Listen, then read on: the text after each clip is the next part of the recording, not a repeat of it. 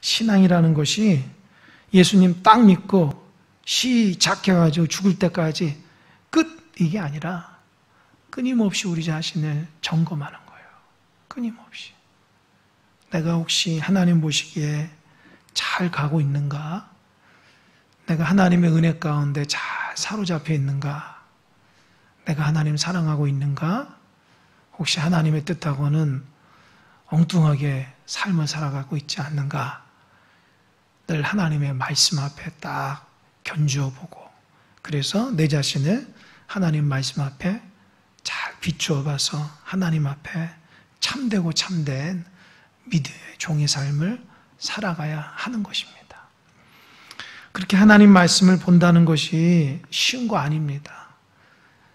여러분은 뭐 신학생도 아니고 뭐 교육자도 아니지만 그럼에도 불구하고 하나님은 신학생이나 뭐 목회자들만 성경을 꾸준히 보라 얘기하지 않고 하나님의 모든 백성들은 성경을 통해서 날마다 새롭게 되라고 말씀하고 있습니다. 여러분이 성경을 많이 안다고 어디 가서 시험 봐서 뭐 합격하고 그런 거 아니잖아요. 그러니까 성경을 통해서 어떻게 해요? 내 자신을 변화시키는 겁니다. 이게 얼마나 큰 도전인지 몰라요.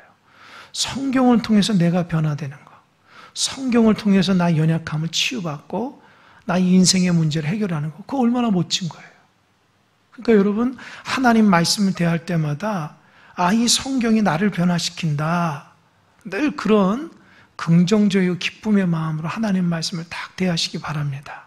그리고 어느 말씀이든지 은혜 받는 여러분 되시길 바랍니다.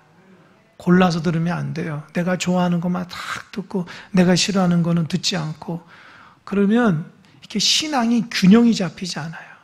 균형이 잡히지. 잘 보면 뭐 저도 그렇고 우리 성도들도 보면 잘하는 거는 되게 잘해요. 근데 못하는 거는 되게 못해요. 왜요? 인식을 안 하기 때문에 그래요. 나의 연약한 부분을 자꾸 이렇게 메워가려고 하지 않고 내가 잘하는 부분만 잘하려고 해서 그래요. 그러면 안 되겠죠. 다 골고루 잘해야죠. 어떤 분들은 기도가 강하신 분이 있어요.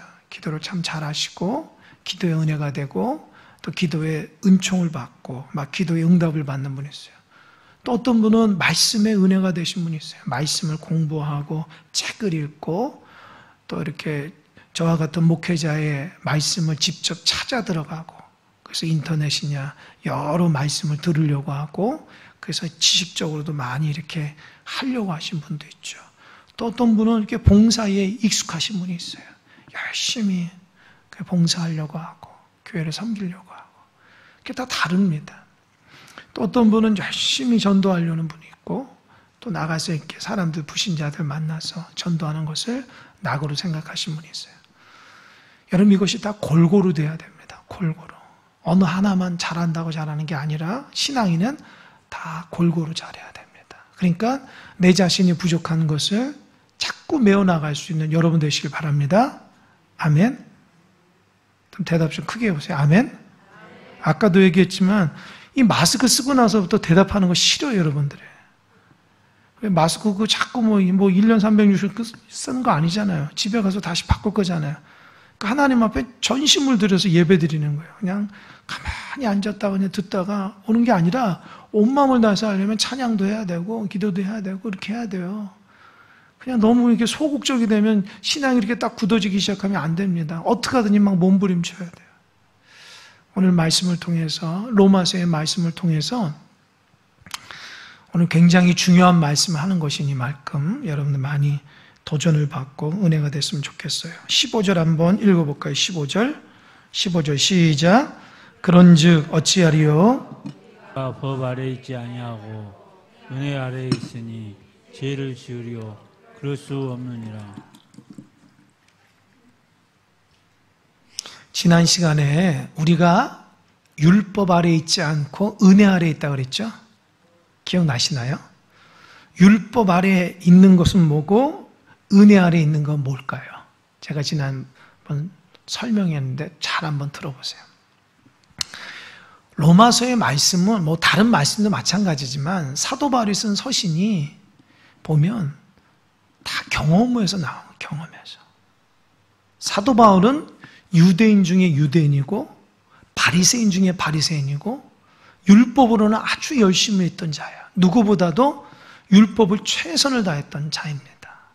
그런데 그런 것이 그에게 있어서 기쁨을 주지 않고 은혜가 안 됐다는 거죠. 근데 다메섹 도상에서 예수를 믿는 사람을 가다드리려고 가다가 거기에서 부활하신 주님을 환상 가운데 만났죠. 만나고 나서부터 삶이 완전히 변화됐습니다. 완전히 변화됐어요. 그리고 더 이상 율법에 매여 있던 사도 바울이 이제는 예수 그리스도의 십자가의 은혜 아래 거하게 됐어요.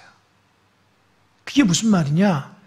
내가 평생 율법만 붙잡고 달려왔는데 이 율법이 도대체 나에게 어떤 것인가를 알게 된 거예요. 여러분, 율법으로 구원을 받나요?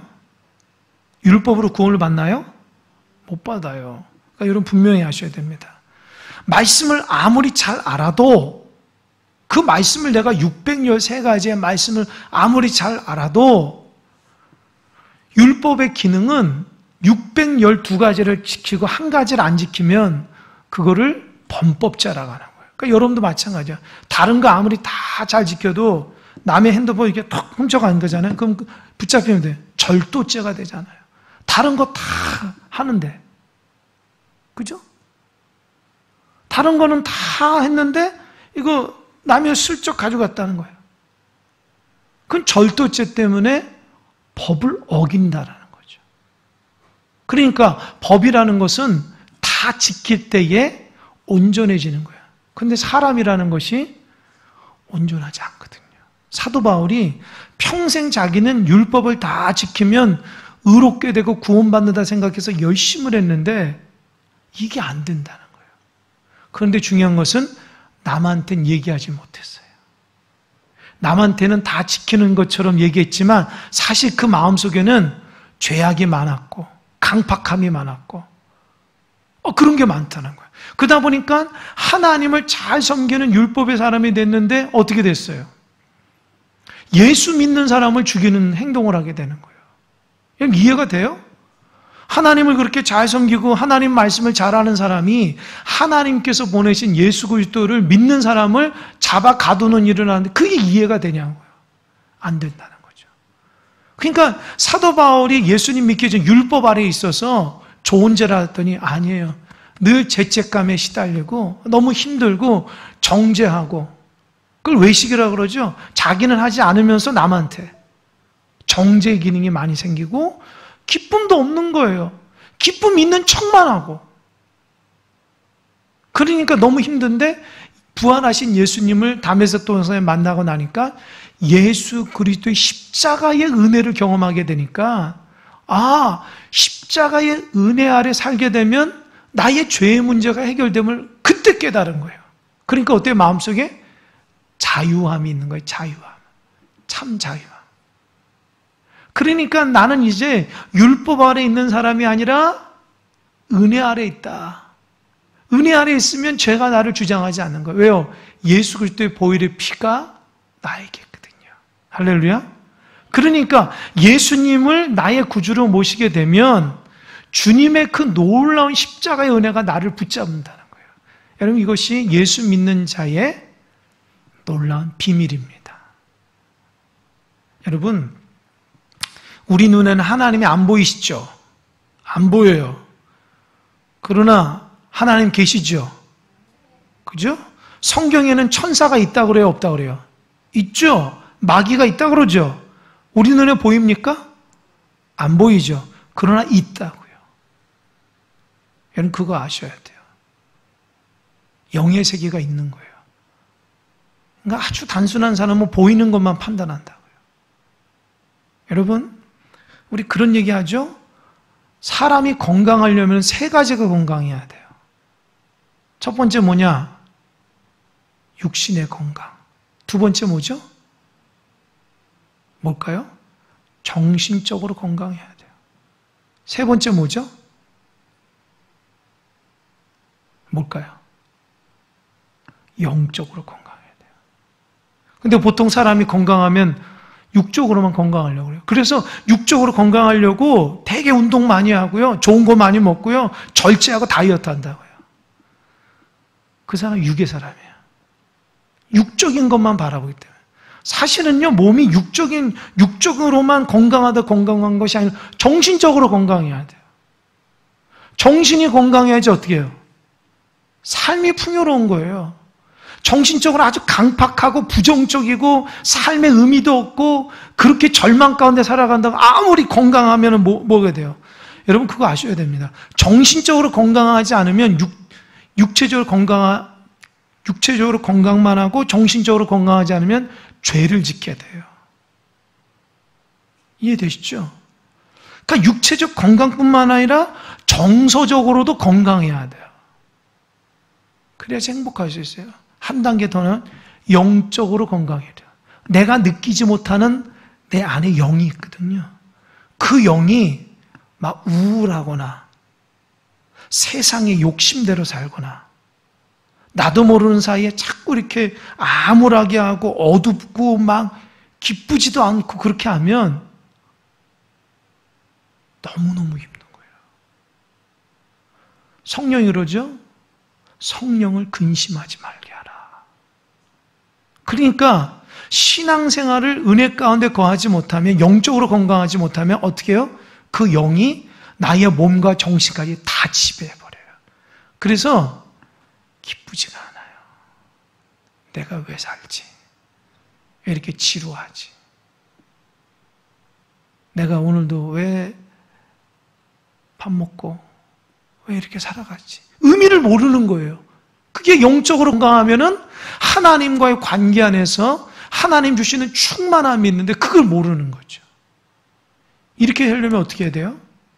하나님의 은혜 아래, 예수 그리스도의 은혜 아래 사는 사람은 영적으로나 정신적으로나 육적으로나 건강할 수 있는 거예요. 아멘? 그러니까 여러분, 육적으로 건강한 만큼 영적으로 투자하시기 바랍니다. 아멘? 몸은 정직한 거예요. 운동도 안 하는데 어떻게 건강할 수 있어요? 음식 조절도 안 하는데 어떻게 건강할 수 있어요? 내가 조절한 만큼, 운동한 만큼 몸에 근육이 붙고요. 오장육부가 제대로 돌아가는 겁니다. 그렇잖아요. 똑같아요. 영적으로도. 내가 하나님 영적으로 찾지 않는데 그냥 갑자기 은혜가 임해요? 하나님 앞에 기도도 하는데 기도의 문이 뻥뻥 열려요? 하나님 말씀도 하면 하나님 말씀 내 안에 탁 임할까요? 아니에요. 영적으로 노력하셔야 되는 거예요. 하나님 자꾸 붙들어야 되는 거예요. 하나님 은혜 안에 걸어야 되는 거예요. 내가 한번 예수 믿었다가 끝까지 평생 예수 은혜 가운데 거하는 게 아닙니다. 성령의 충만함이 있어야 돼요. 성령은 늘 소멸되기도 하고요. 나의 욕심 때문에 성령을 밀어버리기도 합니다. 어떻게 해야 돼요, 그러면? 성령 충만해야 되겠죠? 아멘? 그 사람 모습만 봐도 딱 성령 충만한 거 안다고. 모르죠? 옆 사람한테 물어보세요. 여러분이 성령 충만 안 좋은지 딱 안다고요. 얼굴만 봐도 알아요. 표정만 봐도 안다고요. 왜요? 성령의 은혜는 표현되는 거거든요. 표현돼요. 정말 성령 충만은 누군가 여기 성령 충만 한 사람이 있으면요. 그 사람은 천국 같은 은혜를 경험하는 거예요. 하나님의 말씀을 주의 음성으로 듣고요. 찬양을 해도 오직 하나님의 천사와 같이 찬양하는 거예요. 기도해도 주님의 기도가 되는 거예요. 이게 영적인 건강한 사람이야. 그렇지 않으면 영적으로 눌려가지고 기도를 하는지도 찬양하는지도 예배하는지도 귀는 열렸지만 딴 생각하고 있다고요. 나도 모르는 사이에 영적으로 병들었기 때문에 근심 걱정이 내 안에 막 파고드는 거예요. 하나님이 안 보여요. 세상의 걱정으로 내 마음이 가득 넘치는 거예요. 그러다 보니까 신앙이 재미가 없어지는 거예요. 왜 신앙생활 하는지 몰라요. 그 영적으로 병이 걸린 거예요. 육체적으로 병이 걸리면 병원 가야 되잖아요.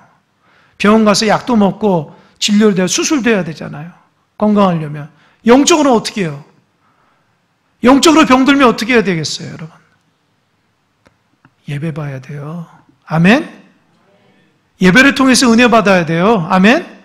영적으로 병든데도 예배하지 않으면 더 골마 터진다고요. 예배하는 여러분 되시길 바랍니다. 예배를 통해서 영적인 수술이 일어나는 거예요. 치유가 일어나는 거예요.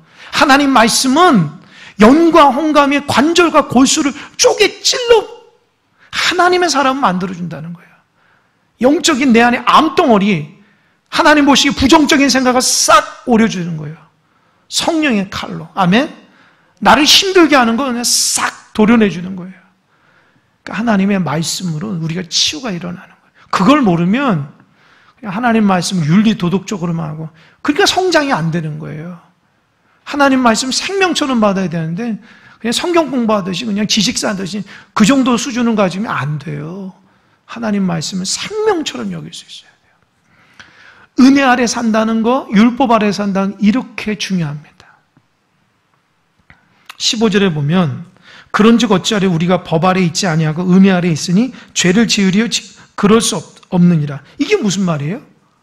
은혜 아래 있는데 죄를 지을 수 없다. 죄를 지으려 그럴 수 없다. 이게 무슨 말이냐면 사도 바울이 걱정하는 거예요. 어떤 말? 율법은 613가지라면 율법대로 살아가면 죄를 안 진다고 일반 유대인들은 생각하거든요. 근데 은혜 아래 살아가면 율법 안 지키고 막 살아가는 것처럼 생각해요. 그러나 은혜 안에 살아가게 되면 죄를 안 지어요. 왜요? 하나님이 나를 다스리니까. 그러니까 그런 거 있죠.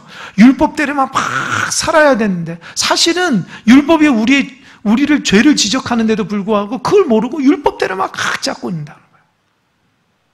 여러분, 제가 한번 물어볼게요. 여러분 정말 신앙생활 자유롭게 즐겁게 그렇게 하고 싶죠? 그죠? 그러면은 여러분 생각이 자유롭게 마음껏 하는 게 뭘까요? 어떤 사람 그런다고요? 아유, 제발 뭐뭐 하라고 얘기하지 않았으면 좋겠다고. 그냥 내가 알아서 할 테니까 귀찮게 이런저런 얘기하지 마시라고. 교회도 이런저런 얘기하지 말고 그냥 내가 알아서 나오고 싶으면 나오고 알아서 할 테니까. 여러분, 이게 자유로운 신앙생활일까요? 예? 여러분, 그렇게 하면 신앙생활 잘할 수 있을까요? 아니, 이건 여러분 스스로 대답하셔야 돼요. 여러분 스스로가 아무런 누구 이제 뭐 이렇게 권면이나 뭐 이렇게 얘기도 지도도 받지 않고 그냥 내 마음에 그냥 은혜 받을 때 그냥 나오고 은혜 받지 않으면 그냥 자유롭게 하고, 그러면 신앙이 성장이 될까요? 신기하게도 성장이 안 돼요. 여러분이 부흥되는 교회 한번 이름 대보세요. 상상을 초월할 정도로 기도시키고요, 말씀 보고요, 전도 안 하면 교인으로 안 쳐져요. 부흥하는 교회는 다 그럽니다. 제가 서울에서 왔잖아요. 서울에서 대형 교회는요, 얼마나 어마어마하게 훈련시키냐면 1년에 성경 1독은 반드시 해야 됩니다. 성경반에 반드시 들어가서 공부해야 돼요. 1년에 한 명 정도 전도 안 하면 항존 직분자 될 수가 없어요. 그런데도 교회가 부흥해요. 왜 그래요? 그거 안 하는 교회는 잘 될 것 같죠? 안 돼요. 신기해요. 그러니까 제가 한 가지 깨달은 게 있어요. 성도들을 이렇게 자유롭게 알아서 이렇게 하라 그러면 잘할 것 같은데 더 영적으로 병이 들더라는 거예요. 그러니까 자유롭게 해서 알아서 하는 성도는, 성숙한 성도는 괜찮아요. 근데 보통 성도들이 성숙하지가 못해요. 왜요? 하나님 말씀과 기도 날마다 큐티하는 사람이라면 그게 가능합니다. 그 사람은 강요하지 않도록 스스로 이렇게 하나님 은혜 안에 시간 되면 기도하고요, 시간 되면 말씀 보고요, 시간 되면 자기가 개별적으로 막 예배도 드려요. 그런데 보통 성도들은 그러지 않아요. 일주일에 한 번 오는 것도 힘들어하는 성도가 태반이죠. 기도해라 해야지 하거든요. 성경 한번 써보자, 한번 읽어보자, 해라 해야지, 한 10번 얘기해야지 조금 신용이라도 되는 거예요. 그게 신앙입니다, 여러분. 착각하면 안 돼요. 여러분, 부흥하는 교회 한번, 우리 교회 안 다니고 다른 교회 한번 다녀보세요. 한 달간만 다녀보고 오세요. 부흥하는 교회. 아마 여러분 피곤해서 못 살 거예요. 모두 해라, 모두 해라. 그런데 그 교회가 왜 부흥하냐는 거예요. 그 교회는 하나님의 은혜를 붙들고 있기 때문입니다. 사람이라는 게 가만두면 죄인이에요, 죄인. 가만두면 자기 욕심대로 살고 싶은 욕망들이 많아요. 그래서 정말 좋은 목회자는 계속 성도들한테 영적으로 부담감을 주면서 하나님 은혜 거야 된다고 얘기하는 목회자가 사실 보면 정말 바른 목회자예요. 성도도 힘들다고 이것도 안 하고 저것도 안 하고 그냥 주일 한번 오는 것도 대단하다고 박수 쳐주고 격려해주는 그런 목회자는, 그런 목회자의 교회는 보세요. 영적으로 죽어간다고요. 하나님이 원하는 성도, 하나님이 원하는 교회, 하나님이 원하는 바른 예배가 될 수 있도록 끊임없이 말씀 중심으로 하나님 앞에 나아갈 때에 교회는 살아납니다. 아멘? 초대교회가 그랬어요. 초대교회는 목숨 바쳐 죽어가는데도 예배하자 그런 거예요. 그러니까 이 초대교회 성도들이 은혜가 넘치고 우리가 초대교회를 가자, 초대교회를 가자 말만 하죠. 초대교회 가는 목숨 바쳐 한 거예요. 목숨 바쳐 예배드리고 목숨 바쳐 하고 싶어서 몇 살은 되겠어요. 다 세상적인 생각으로 헌신도 자기 나름대로 헌신이죠.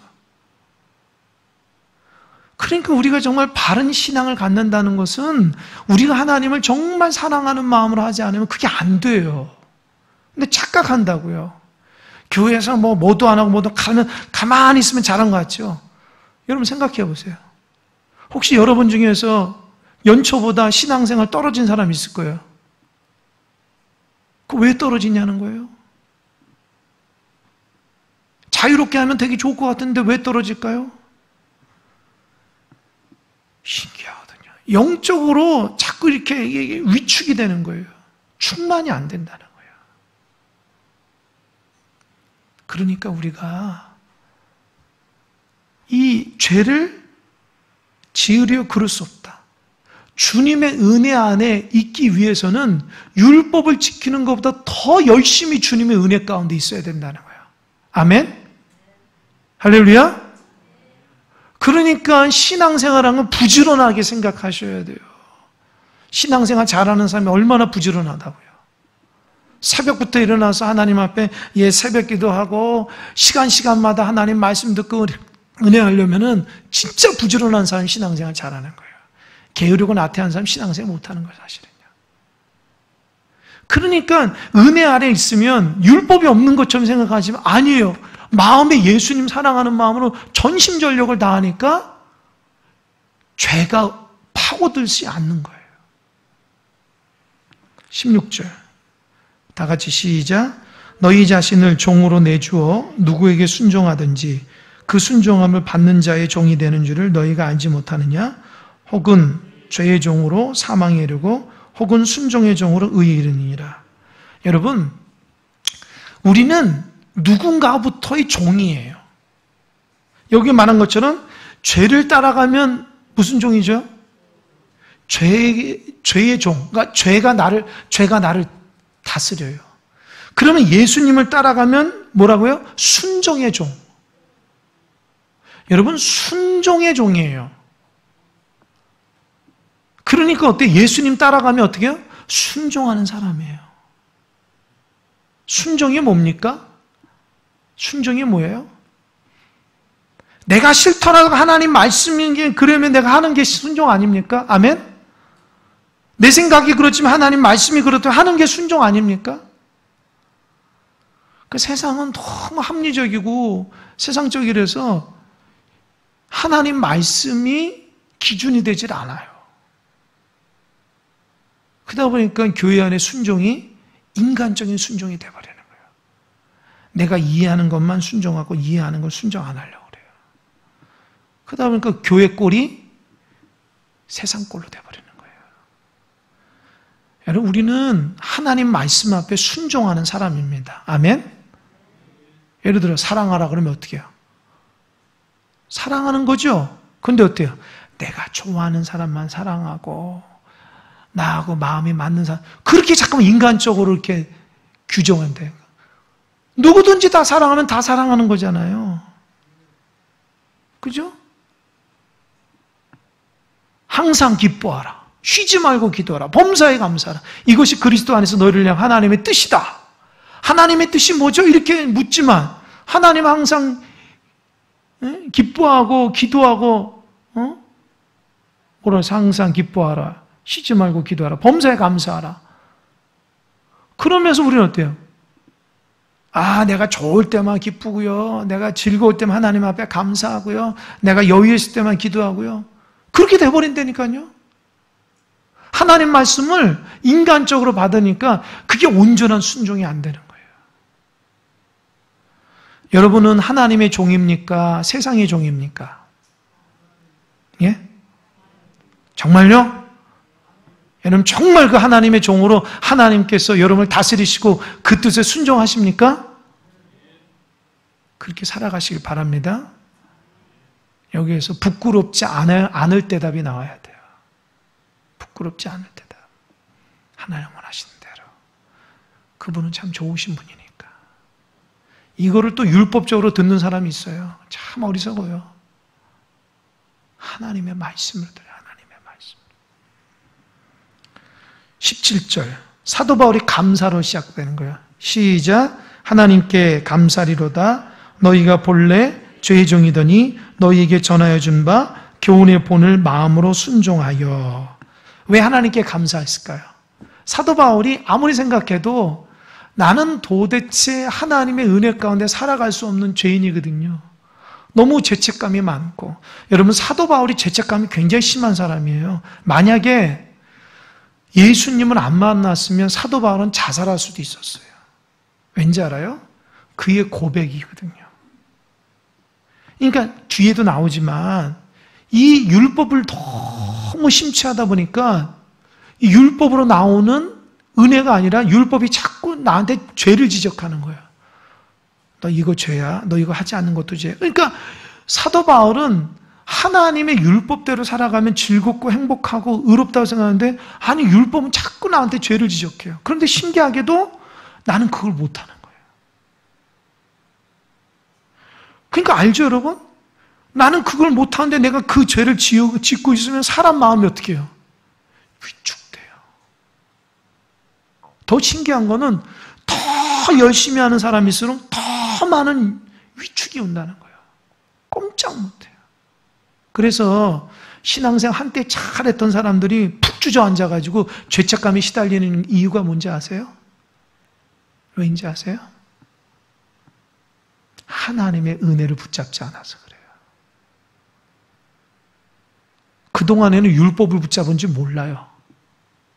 하나님의 은혜는 우리를 자유케 하고 기쁨을 하는데 한때는 열심히 했다가 뚝 그만두면 그 마음속에 기쁠 것 같죠? 죄책감이 이루 말할 수 없어요. 그건 성경에서 나오거든요. 그래서 주변에 신앙생활하다 뚝 그만두거나 흐지부지 하시는 사람 보면은 그 사람 보면은 쫓기는 듯한 뭔가 쫓기는 듯한 마음 자세. 왜요? 죄책감이거든요. 그러니까 작은 일도 깜짝깜짝 놀라는 거예요. 왜요? 하나님의 벌하는 줄 알고. 이미 율법의 사람이 돼버린 거예요. 이러다가 하나님 앞에 혼나는데 이런 마음 가지고 살아가요. 신기해요. 하나님의 은혜 안에 거하는 사람은요, 하나님 오늘 나에게 어떤 축복을 주실까 기대감을 가지고 살아가는데 하나님의 은혜가 떨어진 사람은요, 하나님 나에게 어떻게 칠까? 이해되셨습니까? 이게 율법 아래 있는 사람이 혹시 그런 병에 걸렸으면 빨리 회개하세요. 하나님이 하루하루 복 주시고 우리에게 은혜를 주시는데 하나님이 여러분을 뭐 혼내기 위해서 벌하기 위해서 그렇게 존재하신 분이 아니에요. 근데 자기 마음이 그래요. 왜요? 하나 은혜가 떨어지니까 이러다가 하나님이 아담 맞지. 스스로 그렇게 죄책감이 시달리는 거예요. 그 은혜를 붙잡아야 돼요. 그러니까 사도 바울은 하나님께 나의 이런 죄책감과 나의 이 죄의 문제를 예수님 만나서 해결했다는 거예요. 더 이상 내가 과거로 돌아가고 싶지가 않아. 과거에는 힘들고 어려울 때. 여러분, 누가 여러분에게, 여러분 혹시 고등학교 때로 돌아가고 싶으면 돌아간다고 하면 돌아갈 수 있을까요? 물어본다. 여러분 고등학교 때로 돌아가고 싶어요? 예? 고등학교 때로. 그때 공부 조금 더 열심히 해가지고 조금 대학 가서 출세한다. 말은 그렇죠. 가보세요. 고등학교생 얼마나 힘든지 알죠? 아유, 그때 어떻게 돌아가요? 다시 하라도 먼저. 남자든 군생활 다시 하라면 좋겠어요. 그때 잘해가 표창차도 받고 내가 진짜 출세해야지. 지금 뭐 자녀들 다 키우신 분 신혼 때로 돌아가고 애기 어렸을 때로 돌아가고 싶다. 말이 쉽죠. 그 세월이 얼마나 힘들었는데요. 잠도 못 자고. 그죠? 그러니까 지금 충실하는 거예요. 사도 바울은 자기 과거에 한때 열심히 했는데 율법에 사로잡혀가지고 너무 죄책감이 심해가지고 기쁨도 없고 그냥 뭐가 씌어가지고 뭐 예수 믿는 사람을 죽이려고 하고 하나님을 사랑한다 하면서도 정죄하고 그랬던 과거의 안 좋은 모습들을 이제 다시 돌아가고 싶지가 않은 거예요. 지금처럼 예수님 만나서 마음이 기쁘고 감사하고 복음을 전하면서 수많은 어려움이 있더라도 그게 감사하고 기쁨이고 하나님 주신 은혜 가운데 감옥에 갇혀도 돌에 맞아도 과거로 돌아가 싶지 않아요. 왜요? 하나님 나의 죄의 문제를 해결해 주셨기 때문입니다. 아멘. 여러분 주님의 은혜 안에 이게 있어야 돼요. 정말 예수님 때문에 그거예요.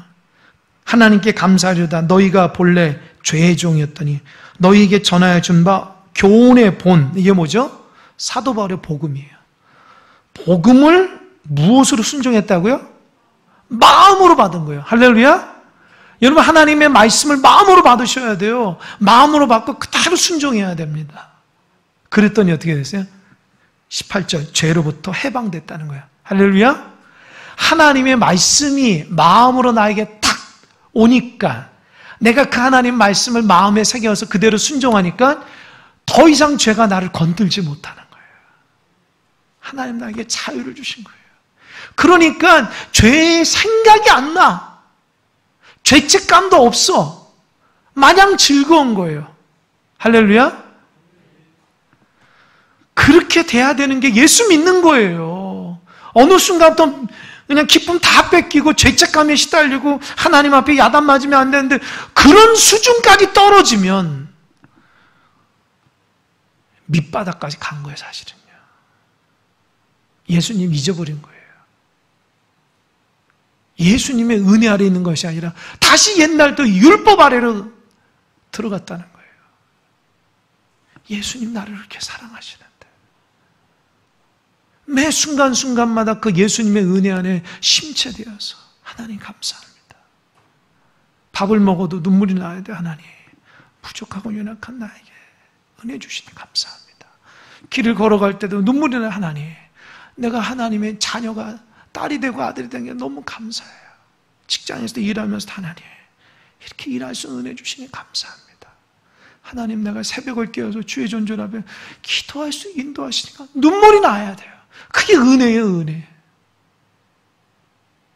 어느 순간 은혜가 다 떠나가고 율법이 있어가지고 뭐를 해야 되는지 말아야 되는지 그게 막 마음속에 부담감이 되고 어떻게 될까 갈등이 되고 이미 마음속에는 예수님이 주인이 된 게 아니에요. 순종하는 자세가 다 까먹어진 거죠. 다 잊어버린 거예요. 율법이 딱 하니까 율법으로 하나님을 기뻐할 수가 없거든요. 18절 죄로부터 해방돼 의에게 종이 되었다. 하나님이 나에게 예수님을 허락해 주므로 죄의 문제를 해결되니까 내가 의의 종이 된 거예요. 할렐루야. 19절 다 같이 시작. 너희의 육신이 연약함으로 내가 사람의 예대로 말하노니 전에 너희가 너희 지체를 부정과 불법에 내주어 불법에 이른 것 같이 이제는 너희 지체를 의에게 종으로 내주어 거룩함에 이르리라. 아멘.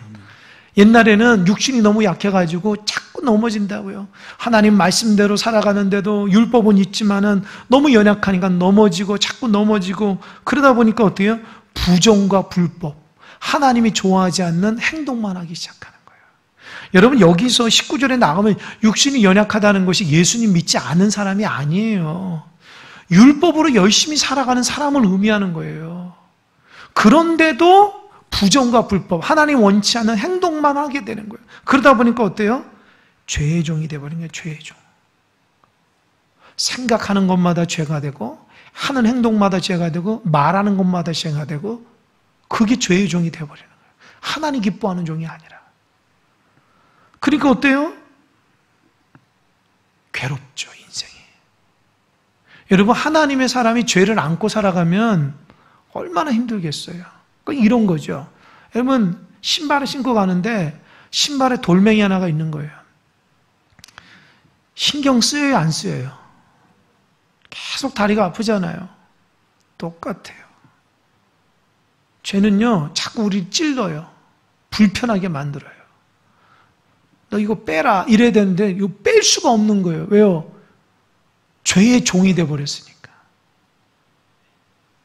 그런데 우리가 예수님을 먼저 영접하고 나서는 어떻게 해요? 의의 종이 돼서 하나님의 거룩함만을 드러내는 거예요. 할렐루야. 예수님이 딱 오자마자 나를 거룩한 도구로 쓰임하는 거예요. 하나님 보시기에 깨끗하고 거룩한 도구로. 20절 너희가 죄의 종이었을 때에 의에 대하여 자유로웠느니라. 이게 뭐냐면 왜 죄의 종인데 의에 대하여. 그러니까 의로움이 하나님의 말씀, 의로움이 나에게 영향력을 주지 않고 죄가 나를 영향을 준다는 거예요. 그런 거죠. 아무리 좋은 말을 해도요, 그게 영향이 안 와요. 왜요? 자기 마음속에 죄가 딱 자리 잡고 있으니까. 그게 지금 자유로웠다는 거예요. 그러니까 하나님 말씀이 아무리 들려도 하나님의 순종을 못하는 거예요. 왜요? 죄가 자기를 딱 잡아버리니까. 이게 무서운 겁니다, 여러분. 예수님이 내 안에 딱 자리 잡으면 하나님 말씀이 딱 떨어지자마자 아멘하고 순종하는데 하나님 말씀이 딱 떨어졌을 때에 그걸 받아서 순종하지 않으면 이미 죄가 내 안에서 주인 노릇하고 있는 거예요. 감동과 은혜가 다 사라져요. 열정도 사라지고 아주 무미건조한 신앙이 되어버립니다. 그런 사람의 특징은 뭐예요? 판단을 잘한다는 거 아닌가요? 율법의 기능은 판단을 잘하는 거예요. 자기는 하지 않으면서. 여러분 이게 무서운 병이에요. 이게 성경에 보면 외식한다. 바리새인들과 서기관들. 여러분 TV에서 늘 나오죠? 내로남불이라고. 그죠? 내로남불이라. 그게 뭐예요? 내가 하면 로맨스고 남이 하는 불륜이라는 거 아닙니까? 그게 뭐예요? 나만 옳고 너는 틀리고 나는 하지도 않는데 나는 옳고 그잖아요. 예수님 당시 바리새인과 서기관들이 그랬다는 거예요. 사두개인들이. 내로남불. 자기는 하지도 않으면서 강요만 한다는 거예요. 이 사람들이 하나님 말씀을 안 본 게 아니에요. 기도도 열심히 하고요. 말씀드렸지만 예수님을 마음의 주인으로 안 모셨다는 거예요. 그랬더니 21절 너희가 그때에 무슨 열매를 얻었느냐 이제는 너희가 그 일을 부끄러워하나니 이는 그 마지막이 뭐라고요? 사망이다. 사망이라. 사망. 죄 가운데 계속 있으면 그 죄가 누적이 돼서 나중에 죽는다는 거죠. 근데 여러분 성경에 보니까 육체적으로 살아있는데 영적으로 죽은 사람이 있어요. 살아있으나 죽었다. 그런 교회가 있다라는 거예요. 사대교회 같이. 살아있지만 죽었다. 죽은 교회가 있고 죽은 성도가 있어. 무서운 거예요. 영적인 감각이 다 사라진 거예요. 하나님과의 교제가 다 사라진 거예요. 종교적인 행위는 있는데 하나님으로부터 영적인 감각이 다 사라진 거예요. 여러분, 이게 아주 무서운 병입니다. 기도는 하는데 하나님과 교통이 안 되는 거예요. 찬양을 하는데 하나님 올라가는 게 아니고 그냥 노래 자랑이 되는 거예요. 말씀을 보는데 하나님 말씀이 들리지 않고 지식으로만 생각하는 거예요. 영적으로 죽은. 여러분, 영적으로 죽으면 큰일 납니다. 영적으로 살아 움직여야 돼요. 아멘? 영적으로 살아나야 돼요. 마른 뼈가 성령의 지시로 탁탁탁탁 붙어서 뼈가 붙고 살이 붙고 생기가 오듯이 영적으로 죽으면 안 돼요. 근데 영적으로 죽는 것에 대해서 심각하게 생각하지 않는 사람이 너무 많아요. 그 사람은 어때요? 나중에는 결국은 사망이라요, 사망. 그게 얼마나 무서운지 몰라요. 22절. 그러나 이제는 너희가 죄로부터 해방되어 하나님께 종이 되어 거룩함에 이르는 열매를 맺었으니 그 마지막은 뭐죠? 예수님과 함께 동행하면서 영생의 축복이 있는 거예요. 아멘? 우리는 영생의 축복이 있는 거예요. 기뻐하시기 바랍니다. 마지막 23절 다 같이 시작. 죄의 삭은 사망이요 하나님의 은사는 그리스도 우리 주 안에 있는 영생이라. 여러분, 저 좀 보세요. 죄의 싹이라는 게 뭐죠? 싹. 그죠? 내가 어떻게 일을 해가지고 받은 거죠. 여러분, 한 달 동안 직장 다니면 한다면서 뭐가 나오죠? 월급 나오죠. 그거예요. 죄의 월급은 뭐예요? 사망. 한 달 동안 자기가 그동안 죄를 많이 져가지고 죄를 많이 졌는데 나오는 봉급이 뭐예요? 죽음, 사망이라는 거예요. 이해되셨습니까? 여러분, 이 말은 많아서도 이 의미를 잘 몰랐죠. 예수님 없이 여기서 말하는 죄의 싹슨이라는 것은요, 지금 예수님 믿는 사람, 아니, 신앙생활하는 사람을 의미하는 거예요. 불신앙을 얘기하는 게 아니라. 율법, 예수님 없이 율법대로 살아가는 사람은 하나님 앞에 올바르지 못하면 죄책감과 죄만 가지고 막 살다 보면 그 죄가 어떻게 자꾸 쌓이고 내가 이 죄도 짓고 저 죄도 짓고 자꾸 쌓여가지고 결국엔 나에게 사망 선고가 딱 나타나는 거예요. 여러분, 병원에서 여러분이 딱 건강검진하는데 딱 몸에 뭐가 발견됐어요. 의사가 그러는데요. 3개월밖에 못 삽니다. 땅. 그 충격이 얼마나 커요. 그죠? 그런데 그 사람은 그 병에 걸리도록 어떻게 했어요? 계속 그런 습관을 산 거죠. 그죠? 몸에 신호가 오는데도 어때요? 거부한 거예요. 자기 습관대로 산 거예요. 나중에는 땅. 여러분, 영적으로도 마찬가지예요. 신앙생활 할 때에 하나님 원하는 대로가 아니라 내 마음대로 막 한 거예요. 하나님 막 어느 순간 경고를 하거든요. 그렇게 하지 말라고. 근데 무시해버리는 거예요. 나중에는 사망, 땅. 하나님, 나 평생 신앙생활은 다 한다. 너 예수님 중심 아니었잖아. 하나님 그렇게 얘기하는 거예요. 죄의 싹은 사망이에요. 그러나 하나님의 은사는 그리스도 예수 우리 주 안에는 뭐예요? 영생. 평생 힘들고 어려도 주님 안에 있으려고 하고 주님의 그 은혜만 바라보며 살아가는 사람은 결국에는 영생이라는 선고를 받는 거예요. 할렐루야. 여러분 모두 다 영생의 소유자를 되시기 바랍니다. 요사이 너무 우리 교회뿐만 아니라 한국교회가 너무 침체되어 있어요.